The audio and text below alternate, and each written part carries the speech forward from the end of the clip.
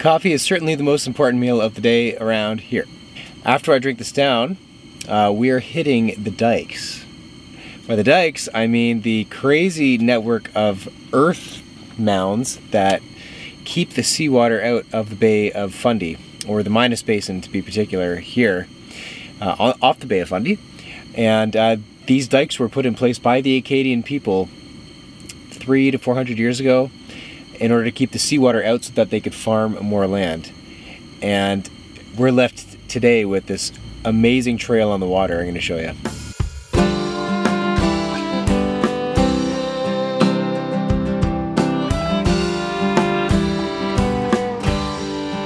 What's up everyone? I'm Adam here with another video. I'm a musician on the road, currently in Acadia, or should I say Nova Scotia.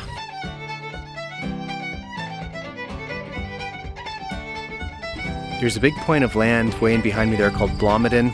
It was kind of their landmark. When the Acadians thrived here, Blomidon kind of watched over them.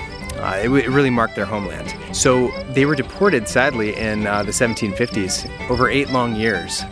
Boat after boat after boat, sent to the southern colonies of the United States, which was controlled by England at the time, of course. And it was also, they were also sent back to England and France because a lot of the times they showed up to these southern colonies and nobody wanted them. And then this once thriving agricultural society, which was really thriving. I mean, simple means, yes, but rich culturally and socially. And they had everything they needed here.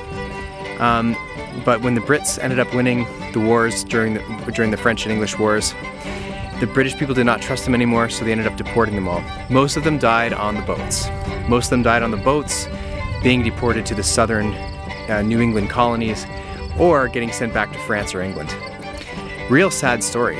But this place really has the soul and heart of this old culture. I just can't get enough of the views here. They're so beautiful. When you're here, you're just in awe of the scale of these dikes I'm walking on. They go for miles and miles and miles. It's kind of ridiculous. It's just amazing. The Acadians had amazing relations with the Mi'kmaq people. You know, the Acadians were farmers. They were out here farming the tidal flats. The natives really never used it, the Mi'kmaq. They were out fishing and hunting in different areas. So they actually coexisted quite peacefully here together for generations. Of course, it wasn't until the deportation where everything went south and, you know, the Acadians basically disappeared. So I'm right near Wolfville, Nova Scotia. I'm going to turn around this way now, see if you can see Wolfville, the town there in the back.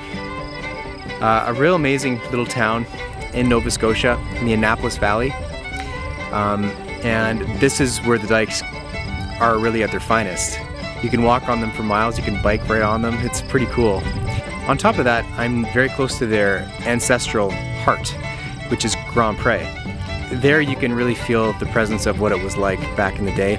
You can see why they didn't want to leave, why they called this home. You know, these were really, to a large degree, the first Canadians.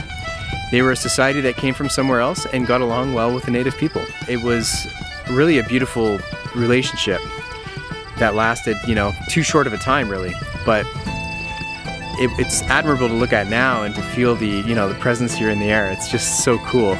And being right on the Bay of Fundy here, it's hard to describe. You got to come check it out.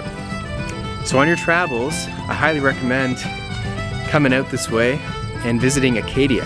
Not Nova Scotia, but Acadia, if you know what I mean.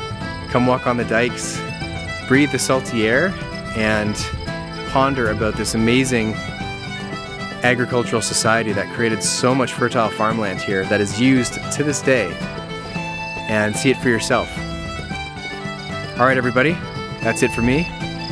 Enjoy. We'll see you next time.